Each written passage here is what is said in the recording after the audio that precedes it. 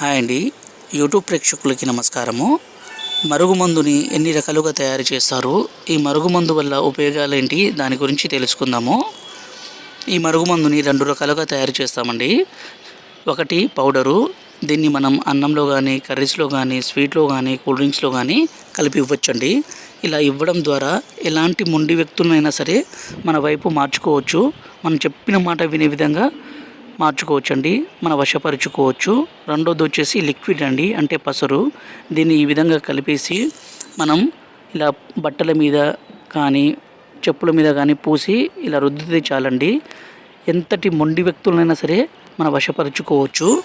దయచేసి దీన్ని భార్యాభర్తల మధ్య గొడవ ఉండి భర్త భార్య మాట వినకున్నా, భార్య భర్త మాట వినకున్నా, అలాగే తల్లిదండ్రుల మాట వినని పిల్లలు, అలాగే ప్రేమికుల మధ్య సమస్య, అత్తాకోడల మధ్య సమస్య ఉంటే ఈ మందుని పొయ్యడం కానీ, తినిపించడం కానీ చేసి పూర్తిగా మీ వశపరుచుకోవచ్చు. అదేవిధంగా పూర్తిగా మీ మాట వినే విధంగా మార్చుకోవచ్చు అండి. ఈ మరుగుమందు అంత పవర్ఫుల్. ఎందుకంటే స్వయంగా మా తండలో మేము తయారు చేస్తాం కాబట్టి ఎలాంటి చిన్నపాటి అనారోగ్య సమస్యలు కూడా ఉండవండి. ఈ మరుగుమందుని దయచేసి మంచి కోసం మాత్రమే ఉపయోగించండి. మా ఛానల్ని మొదటిసారి చూస్తున్నట్లయితే దయచేసి ఒక లైక్ చేసి సబ్స్క్రైబ్ చేయండి. గురువుగారు నెంబరు డిస్ప్లే మీద ఇచ్చాము. ఈ పవర్ఫుల్ ఒరిజినల్ మరుగుమందు కావాలనుకుంటే మాత్రం ఈ నెంబర్కి ఫోన్ చేసి ఈ మరుగుమందుని పొందగలరు.